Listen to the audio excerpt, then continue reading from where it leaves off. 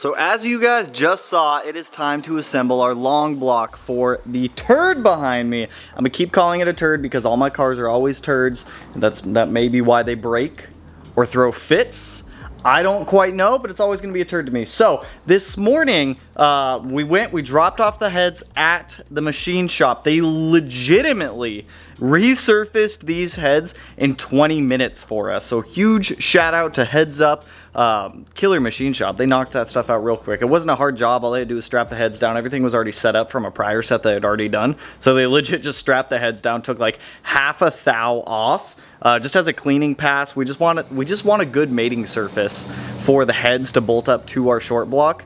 So I've got everything set up on the table in front of me here. Now when doing 1/2-inch head studs, there's a couple things that you guys need to keep in mind. A, the 1/2-inch head stud is going to alter your tolerances for your valve lash between the valve bucket and the cam. So we're gonna have to go through, remeasure valve lash again, and make sure that everything is still within spec. I don't remember what the spec is off the top of my head. I wanna say it's like 5 thou and 8 thou intake and exhaust. I could be wrong on that one. I don't know. I'm gonna have to go reference my old videos and find out, because I don't remember off the top of my head. Head gaskets. A lot of you guys were asking me about head gaskets for this. I am using Cometic. I looked into the JE Super Seal or whatever they are and the other ones and whatnot. To be honest, I just didn't want to wait for another set of head gaskets to come in. These Cometic ones I've used, or they're the exact same set that I use on the 17 STI with the EG33, the 6-cylinder in it. So no stress, not worried here. The Cometic head gaskets are quality. Nothing wrong with Cometic. So this is my happy place. This is zen.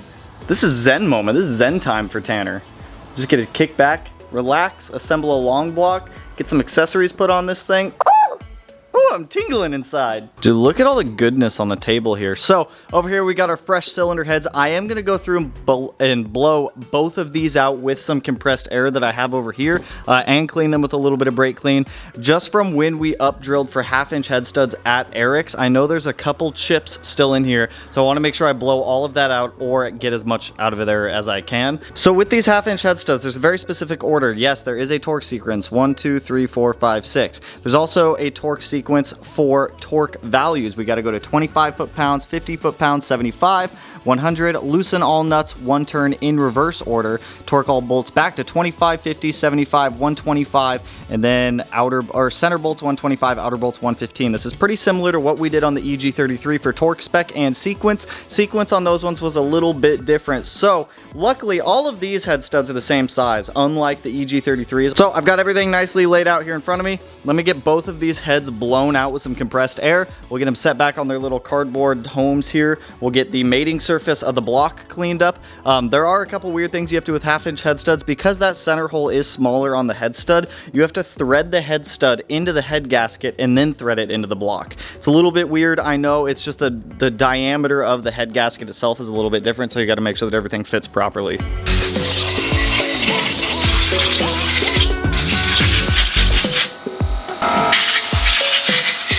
Definitely a good thing to go through and do that, because there were definitely some metal chips that came out that, like, the camera, well, there's one of them right there, there's another one right there, there's a couple more like all around here on the table. So make sure, like, if you do something kind of like the way that I did it, make sure you take the time to like blow out the head just to make it sure like any loose metal in there is out. So let's go ahead, let's get these head studs thrown in this block. I'll walk you through the first one and then I'll just like go through the next one. First thing I'm going to do is go ahead and clean off the face of this. I'm also going to wipe down the cylinder walls one more time with some, ooh, what are you? You're a metal shaving. Boop. Get you out of there. So I'm going to wipe down the cylinder walls one more time with brake clean, re-oil them with some just 5W30 oil. Then we're going to clean the surface, get the head gasket on there with the center 2 head studs, and then we'll get the head on there and start bolting things down.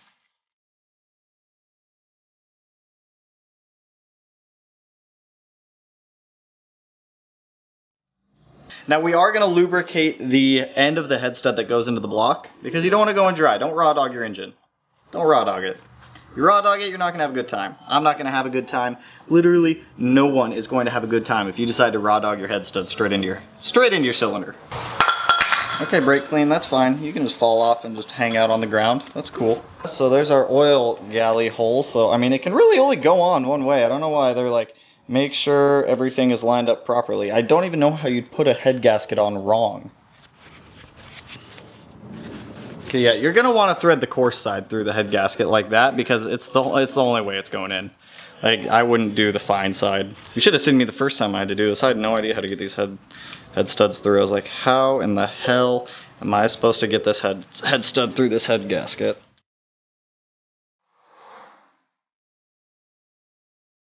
Setting one on my Milwaukee, I'm just gonna let them walk themselves in. Like that. Just go setting one, no more, no less. You can do less, but no more. Do this guy up here.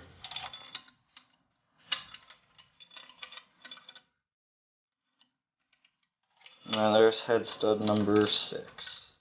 So with our cylinder head, ouch, ow, you're sharp. The cylinder head cleaned. Now we're gonna play the fun game of go on your home. Like that. Pretty fun game to play. Also, don't use a hammer for this. Just use a rubber mallet like that. All rivets are outside of the engine. Now I'm going to go through, I'm going to clean all of our washers and nuts that are going to go on this engine. And then we're going to lube up all of these guys. And then we're going to go through the fun process of torquing down the head to the engine, which is going to suck doing by myself, but you know what, we'll do it. So let me clean all that, let me get all this lubricated. We'll start torquing down. So I went ahead, I got everything lubed up that needs to be lubed up. All you're lubing up are the threads on the end of the head stud, the bottom of the nut, and that is it. These, make sure you clean this hardware with brake clean before you throw it on here because there is a special oil on the hardware that prevents it from rusting that you don't want to keep on there when you go to torque all this stuff down. Also, lastly, make sure you are using ARP's fastener lubricant. The fastener lubricant just ensures that you are going to hit the target torque values and it is going to help the bolt get there without being destructive. So I'm going to go through this long process of torquing everything down in this sequence. So I'm going to throw it on a time lapse so that way I can just focus, so that way I don't get out of sequence, out of torque or anything like that, because I have done that in the past and I don't want to do it this time. So let me knock this situation out and then we'll have one head torque down.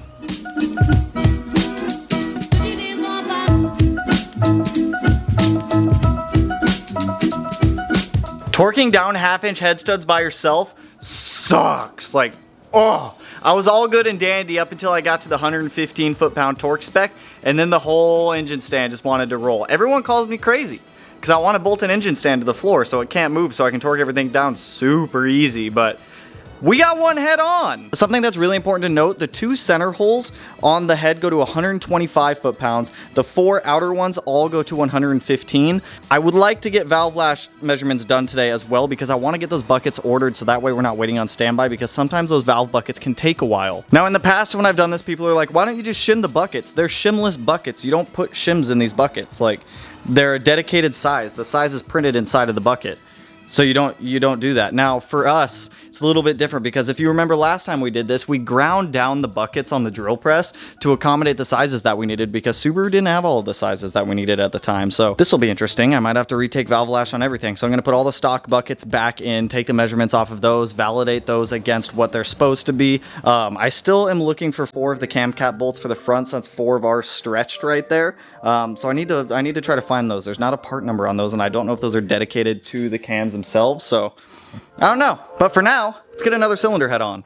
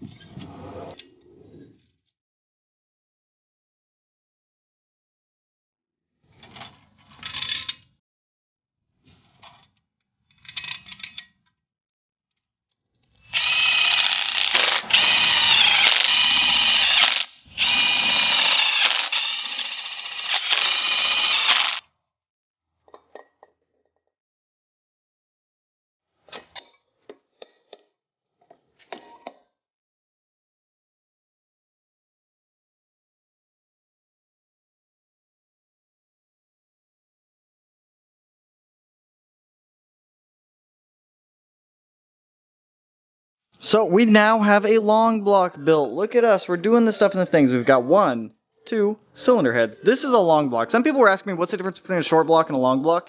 This is a long block. This is a short block. Only difference is there's no heads. When you have heads bolted onto the short block, that's when it becomes a long block. So we now have a long block. So now that we have the heads on here, I want to start getting some of the accessories on just to start like shrinking the parts pile we have back there. So I'm gonna go ahead and get the water pump put on first. Now I always get new bolts whenever I do water pumps and whatnot like that. I did find out that these water pump bolts are the exact same as the ones that go on the cam caps. So I'm just gonna order 4 more of those water pump bolts, just so that way we have new cam cap bolts for the other side over there. So let's get this water pump put on. They can be a little bit of a pain sometimes, so if they're not too bad. I have a brand new thermostat here, brand new gasket, reusing the old guy right there because it's still pretty much brand new. Let's get all this put on.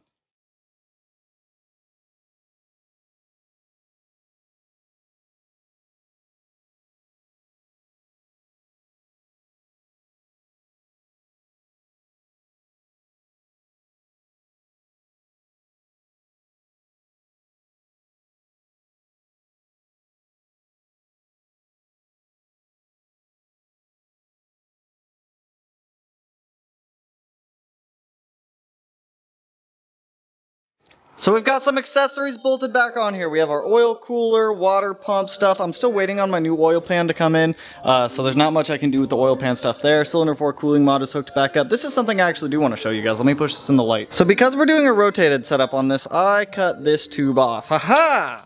Don't need ya. So that tube connected up here to this water port that goes down to the water pump here. Now this used to connect up to this guy here, which went up to the expansion tank, which sit right about over here. Now we're going to loop our, what is it, the air oil separator to that. So we're going to loop our AOS to that, and then the AOS will just loop back into the block back there on that other fitting. Whole reason we're doing that is because we're not going to have a coolant expansion tank anymore, and we're not going to have any water that goes into the turbo, so it works. So got all this stuff put back on. Now we're going to go through here and recalculate valve lash and make sure valve lash is still good. I'm going to be amazed if valve lash hasn't changed. So, oh my goodness, get over there. So, Brian Crowder specifies 8 thou intake, 10 thou exhaust. So I'm going to get all of my buckets put back in where they came from, see what our valve lash is on everything, and go from there. If we need to recalculate some of them, we'll recalculate. I actually have a box of buckets somewhere back here. Where are those? Hello, where are you? Buckets, buckets, buckets, buckets, buckets. Buckets, buckets, buckets. Where did I put the bucket? I bet you they're in there. I bet you they're in that tote right there. Dude, there's way too many car parts around here right now. Buckets! Buckets, are you in there? They are! Alright, so if we need more buckets, I do have some down there. I'm glad I kept those. Oh, another weird issue that I ran into. I was going to get the fuel rails put on the manifold here. Check this out. Check this out. Look at how far off our spacing is right there. So I called AMS. They want me to shoot them a couple photos. What people are telling me to do is take off the end caps on the injector and just shove the injector into the port of the manifold. Don't quite know how I feel about that. I'd rather just get some spacers and the appropriate size bolts and do it that way. Also, we're probably going to have to rotate our intake manifold too, or our throttle body, because as you can see, when it's lined up, that water port, that's just not going to work. Or we could delete the water going to the throttle body. We don't really need it. But baby steps, one thing at a time. Let's verify the valve lash here.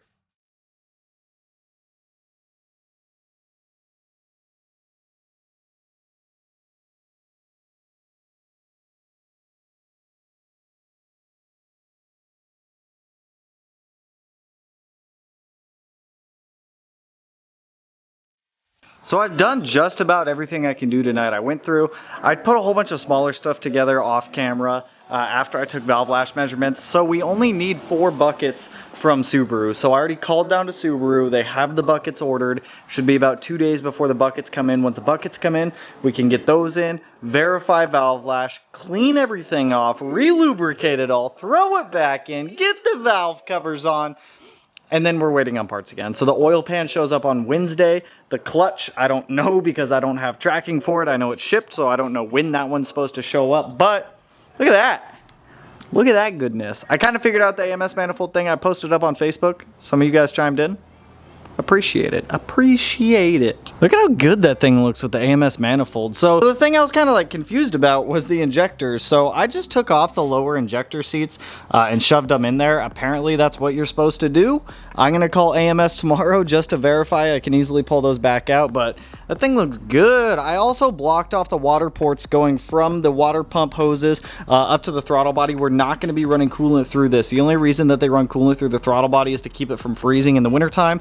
I don't really foresee that being an issue with us. If it is, well, then I have to buy a new throttle body because I legit cut them off. I legit cut off the nipples for them. So it's a little late to go back on that. Also, I wanted to show you guys this because these just came in, the new cam gear bolts. I got these off of Fast WRX, 10 out of 10 on these. These are the 17mm hex bolts versus the 10mm Allen keys. I will not battle with another stripped bolt again, I promise you that. So I'm still waiting on our lower cam gears to come in. I'm also waiting for the rear timing cover, the new rear timing cover. So there's still a whole bunch of stuff that we're waiting on to come in for this thing, but once it comes in, we can actually get this thing completed, get it in the car. Kyle's actually going to be coming up here to fabricate for us, so he's going to be bringing some fabricating stuff up here. He's going to be doing the entire turbo kit here in the garage, so that'll actually be really cool. We don't have to tow the car, we don't have to take it off jack stands. Kyle's literally going to do everything for us here, so Kyle, if you see this, I appreciate you. Also came back here on the back of the head, I got the Dash 10 oil return in for the turbo. Since we are going rotated, we're just going to run an AN line on that one. There are some smaller things I need to get ordered for this, like I need a clamp for that guy, I need a throttle body gasket for this because the one I had just didn't fit for some reason. I'm going to go through, I'm going to take the powder coat off of the AMS logo on both of these just because I think it'll look better, but we'll see. So this is solid progress today. We went from just having like a measly little short block to an almost completed long block. Almost completed. If I had everything, I could totally complete this. So at this point, we're playing the waiting game again for parts. Once those buckets come in from Subaru, like I said, we can finish the like valve portion of everything, get all that done. I'm surprised that the half-inch head studs, they didn't throw off valve lash as much as I thought they would. They definitely altered valve lash a little bit and I had to play bucket swap, but all of our intakes were still good. It was only the exhausts that changed, which is a little weird because everything is torqued down to spec. Don't quite know why, but... Oh, and I have to order an oil filter tonight. That's another one. But anyways, that's all I got for you guys on this one. So hopefully soon, we need to figure out the tune situation with this. I was talking to the guys down at Surgeline. We're trying to work something out E-tune wise for the base map break-in tune. I'm sure it'll be like a 5 PSI break-in tune. I don't know. I don't foresee that turbo going past 28 PSI. Keep in mind, that's only a 0.68 hot side on that turbo. Like I said, I didn't want to sacrifice spool for top end power. I'd rather have all the power. I'd rather have the power band lower to where I can get into boost quicker than all up in the top end. Like, we want this thing to chooch and be a fun daily driver. So that's all I got for you guys on this one. If you liked the video, you know what to do. Go ahead and hit that like button, turn it black, blue, green, yellow, purple, silver, cyan, whatever color it turns for you. And if you're not already subscribed to the channel, hit your boy up one of these corners. No idea which one I'll put it in quite yet, but with that, I will catch you guys in the next one. Color of the day is red for the intake manifold, and with that, I'll catch you in the next one. Peace out, homies. Woo!